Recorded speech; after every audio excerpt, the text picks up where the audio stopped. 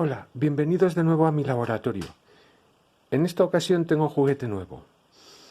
Una preciosa radio con caja modelo Tungsten de origen desconocido.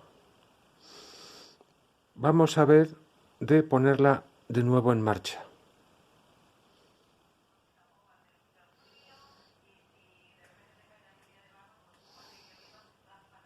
Un primer examen visual nos indica que esta radio ha sido muy tocada. De hecho, dentro podemos ver una verdadera carnicería.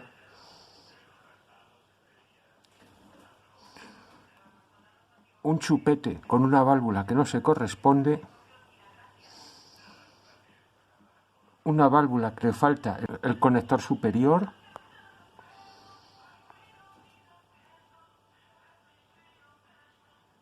Y unos botes de frecuencia intermedia que no se corresponden con la época de esta radio.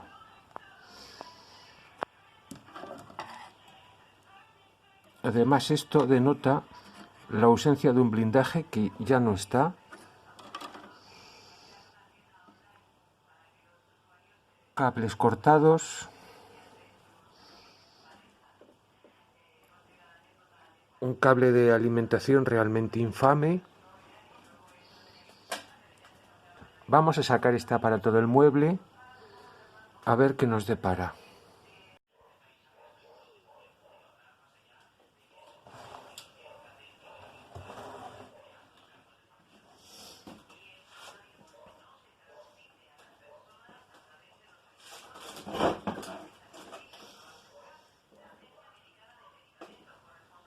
Bueno, vamos a empezar a sacar las válvulas con mucho cuidado.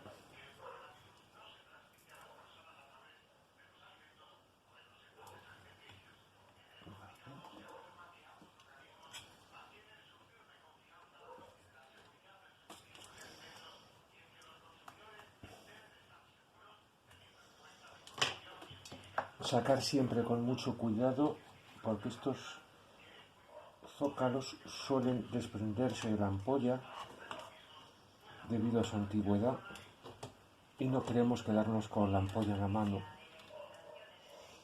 Vamos a ver qué es esto.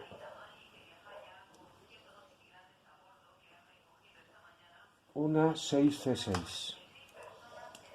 Vamos a escribirlo aquí, 6C6.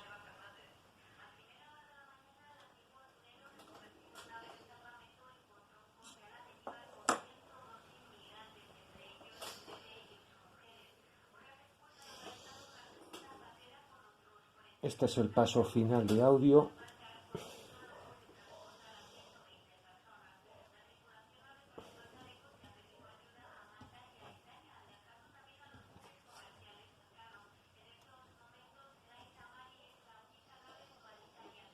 Que es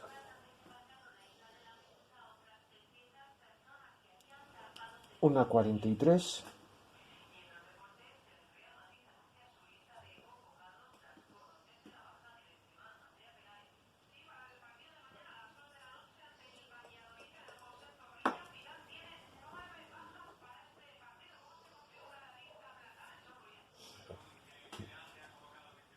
Y esta de aquí.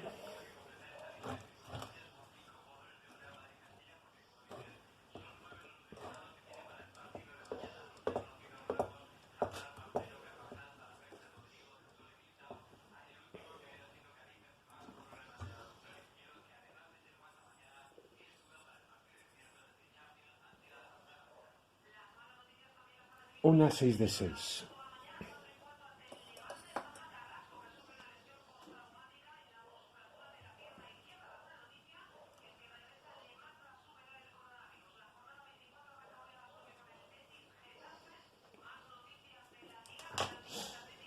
Vamos a sacar este chupete.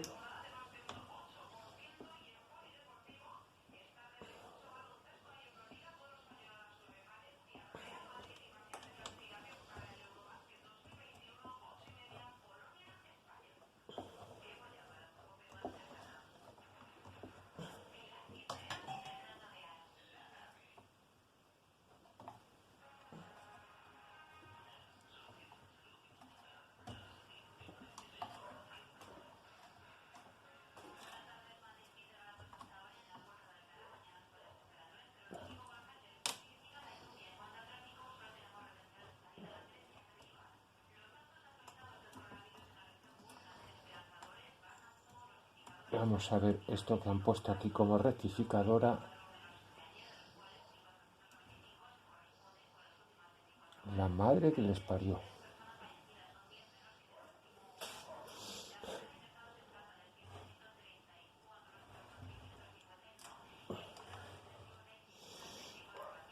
Observad el detalle. No solamente han hecho aquí un chupete, sino que han hecho un chupete rarísimo. Esto asumo que es una resistencia de absorción que han preparado para esta válvula. Supongo que esta válvula originalmente era una 25Z5.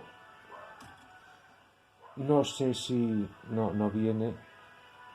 Y la han sustituido por una Rimlock tipo UY41.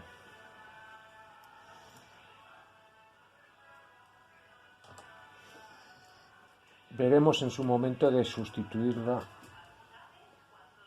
por la suya.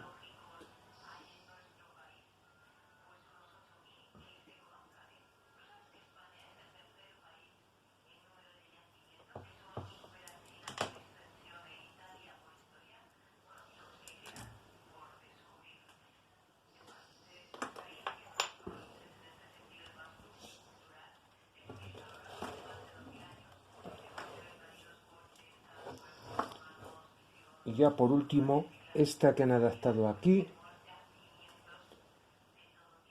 que está en toda la zona de alta frecuencia.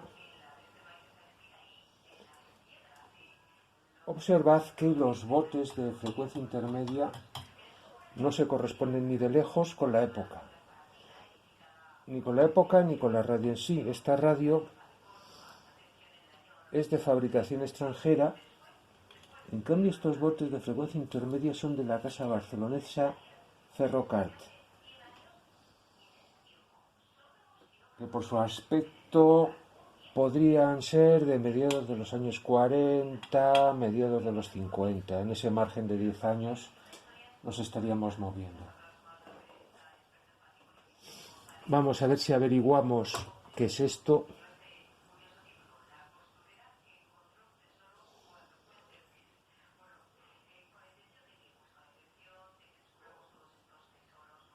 No se ve.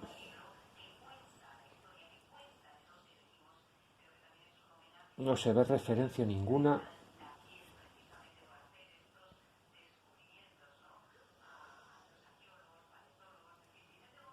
Para hacernos una composición del lugar,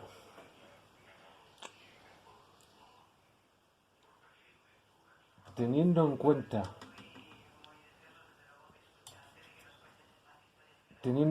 que aquí está la bobina de sintonía, una bobina grande, del estilo de las que se utilizaban en los años 30,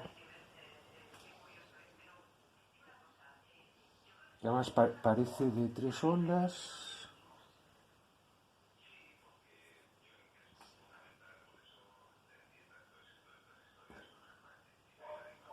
Tres ondas, parece onda media.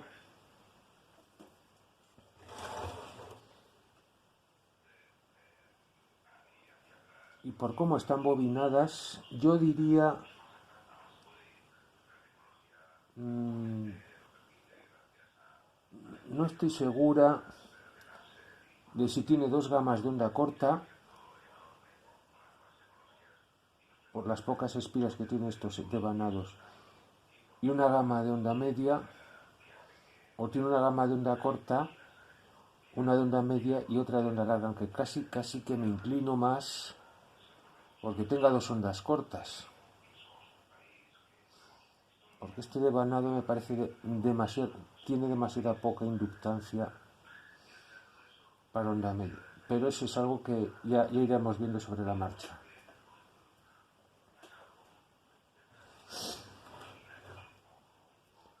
En este montaje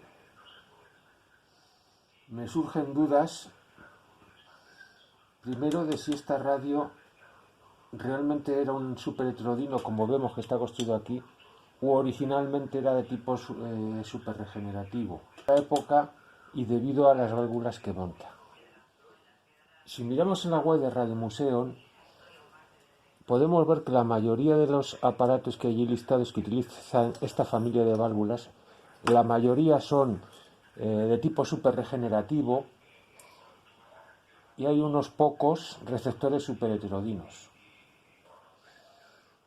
Pero esta forma de montar los botes de frecuencia intermedia, aparte de no corresponder con la época, me parecen un pegote. Poner aquí esta válvula que tenemos que averiguar qué es, a ver si es de tipo conversora de frecuencia o es un simple pentodo de alta frecuencia, es una cosa que tenemos que averiguar en este análisis forense. Me suena, me da la sensación que esta es la etapa de potencia sin duda. Esta válvula es exclusivamente para, esta de aquí es exclusivamente para la potencia, para el paso final. Además es un pentodo bastante antiguo, es un 43 anterior al 44, es un pentodo que apenas entrega 2 vatios de potencia y pocos años después fue sustituido por la 44 en otros aparatos.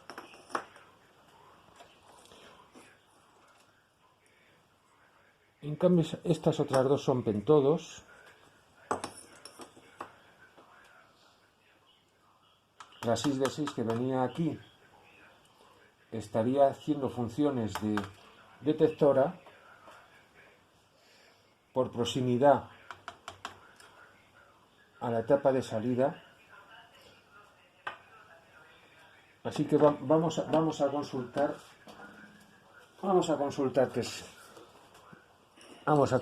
qué es esto realmente. 6 de 6. 6 de 6. Vamos a ver.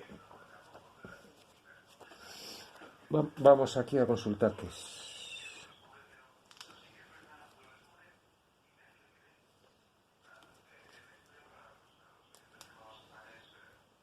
6 de 6, 138, 138,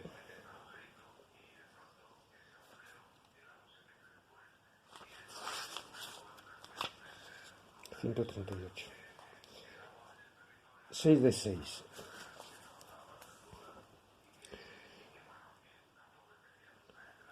Como vemos, la 6 de 6 es un pentodo de alta frecuencia típicamente utilizado para amplificar frecuencia intermedia y lo podemos encontrar, si no me equivoco, en la etapa detectora. Esto nos podría indicar una cosa que sí se corresponde con la época que en aquel entonces todavía se utilizaba el método de detección por placa, en vez de utilizar un diodo como vemos habitualmente en otras ocasiones. Antiguamente, en vez de hacer la detección con un diodo, como vemos habitualmente en válvulas compuestas, que generalmente traen 1 o 2 diodos más un triodo, un pentodo para la detección, estamos hablando de hacer detección por característica de placa. En la característica de placa se da una fuerte polarización negativa a la rejilla de control muy cerca del codo de la curva de respuesta de la válvula. Veamos cómo describe don Agustín Riu la detección por característica de placa. Don Agustín Riu fue uno de los pioneros de la radiotecnia, uno de los mejores radiotécnicos de habla hispana, pionero de la radio. Don Agustín Riu definía así la detección por placa. Supongamos, según la figura 86, que tal sea la curva característica de una válvula. Admitamos, por otra parte, que las variaciones de tensión aplicadas a la rejilla se aplican en el punto A, siguiendo las variaciones de amplitud indicadas en la figura 86. Veremos que las variaciones de corriente del circuito de placa son completamente desimétricas, siendo de la parte superior mucho mayores que de las inferiores. Una vez obtenido este resultado, veamos ahora su aplicación práctica en un circuito. Empecemos por suponer que en el circuito de placa colocamos en serie unos auriculares y analicemos lo que sucede. Si las variaciones de tensión se aplicasen en medio de la porción recta, Si las variaciones de tensión se aplicasen en medio de la porción recta, como que las amplitudes de corriente del circuito de placa serían iguales, tanto en la parte superior como en la inferior, resultaría que por los auriculares pasaría una corriente alterna.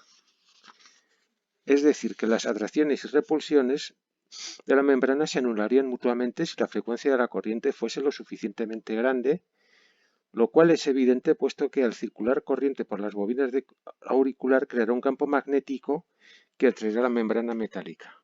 Teniendo en cuenta los principios anteriormente descritos, supongamos ahora que no aplicamos a la rejilla una corriente alterna sino una de amplitud variable, según indico en la figura 87, atacando a la rejilla en el punto correspondiente al vértice del codo inferior de la curva característica. Atacando a la rejilla en el punto correspondiente al vértice del codo inferior de la curva característica, vemos que las variaciones de corriente en el circuito de placa son no solo completamente desimétricas, sino que pone en evidencia el contorno marcado por la línea de puntos. Este contorno. Es preciso en este momento saber que las variaciones de amplitud señaladas por el contorno mencionado es lo que se llama modulación. Bien vemos que el resultado de superponer dos corrientes alternas, mejor dicho, hacer que la amplitud de una corriente alterna varíe de acuerdo con la frecuencia de otra corriente mucho más baja. La corriente que circulará por los auriculares será el promedio de todas esas variaciones. Como que esta frecuencia es mucho más baja que la otra, por hipótesis se supone de frecuencia audible, resultará que por los auriculares pasarán variaciones de corriente que harán mover proporcionalmente la membrana. Esta hará vibrar con su vaivén la columna de aire del oído y oiremos la nota o sonido representado por la corriente variable envolvente de las corrientes de alta frecuencia.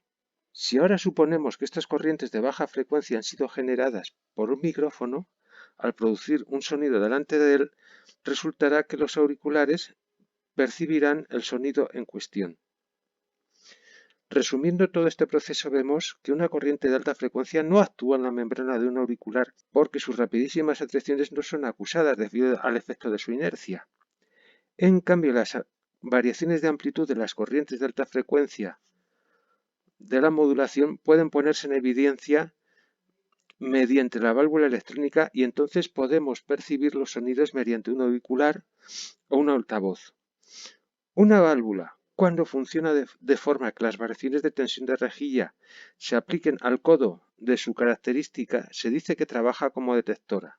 Es evidente que una misma válvula podrá funcionar como detectora o como amplificadora según se ataque la rejilla en su codo o bien en su porción recta de su característica, cosa que se obtiene polarizando más o menos la rejilla, resultado que se consigue variando el valor de la resistencia conectada en su circuito. Mayor es la resistencia, más grande es la caída de tensión, y si ésta se hace que coincida en el codo o en el centro de la porción recta, conseguiremos que nos funcione como nosotros deseemos. Este sistema de detección se llama por polarización de la rejilla o simplemente detección por placa.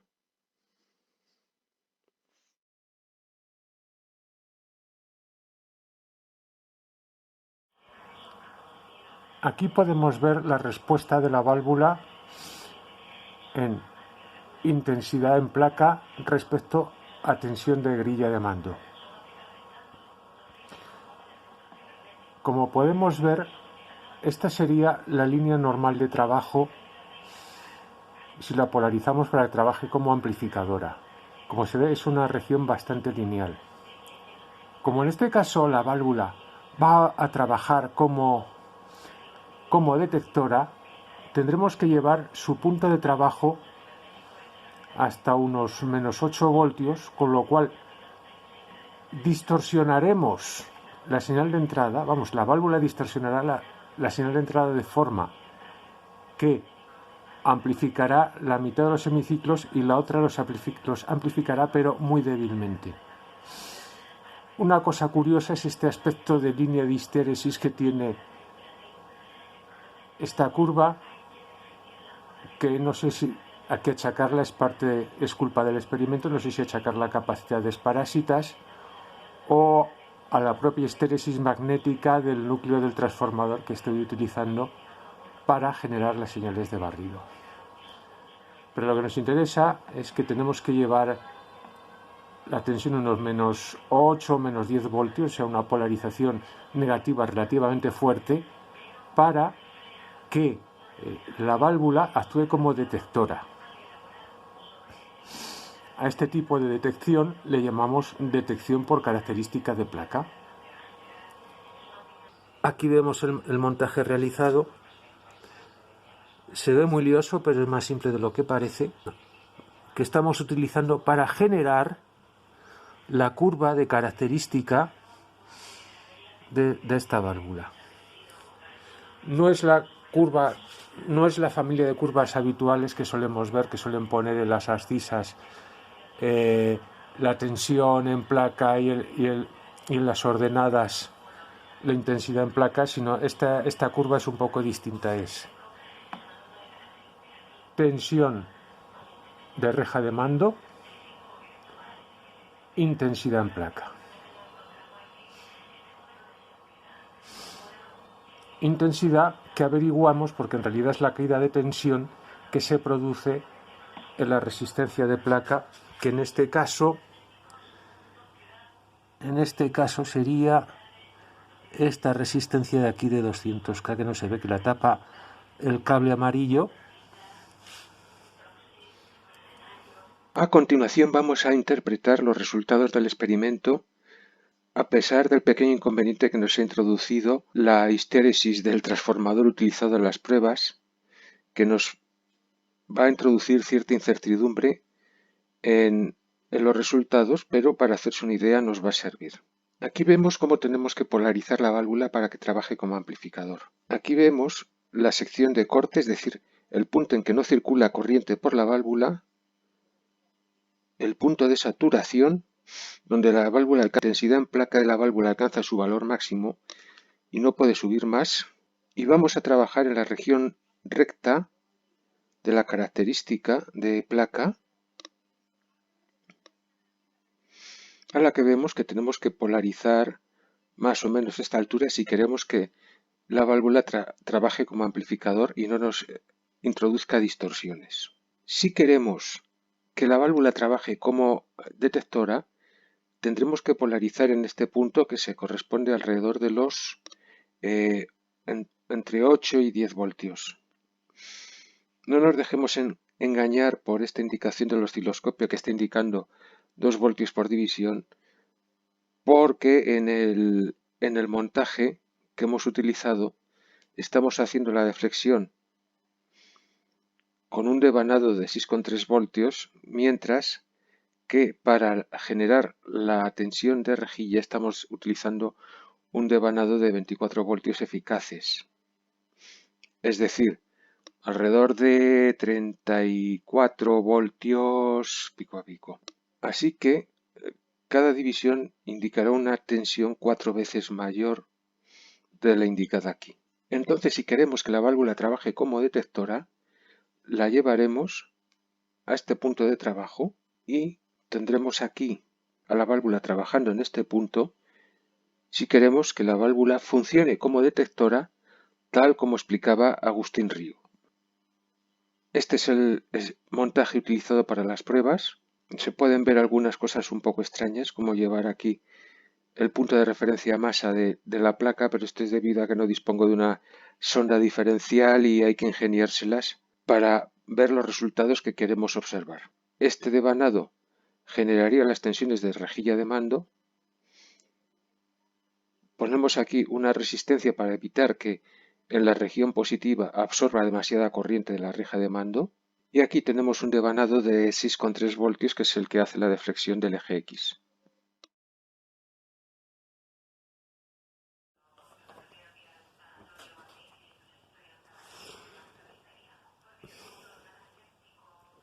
Bueno, creo que puede ser o bien un ECH42 o una UCH42, porque aquí vemos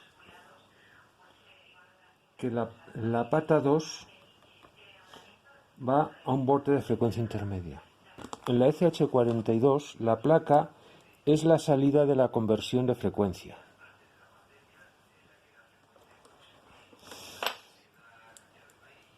lo que concuerda bastante bien, porque por aquí llegaría la tensión positiva de la fuente de alimentación atravesando el primario del primer transformador de frecuencia intermedia.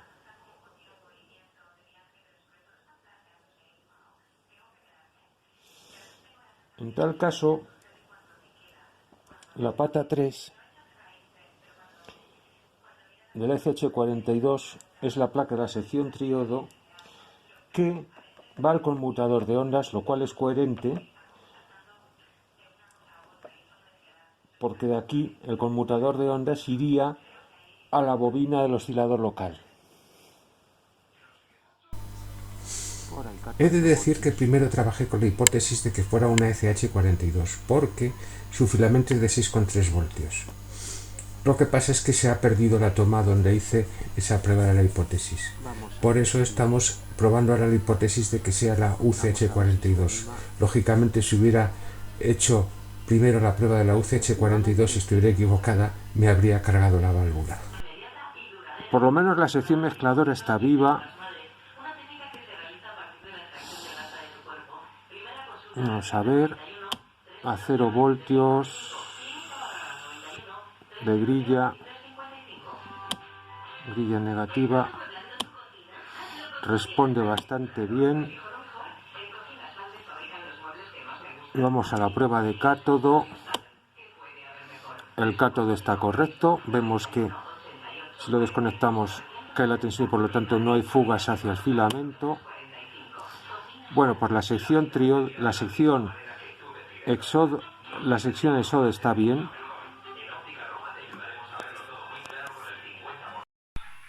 Mientras pasan estas escenas sobre cómo voy probando el resto de válvulas, que por cierto todas están en buen estado, me despido y espero que os haya gustado. Hasta la próxima entrega en la que continuaremos con la construcción de un superheterodino desde cero que dejamos aparcado por esta introducción a esta radio desconocida. Adiós.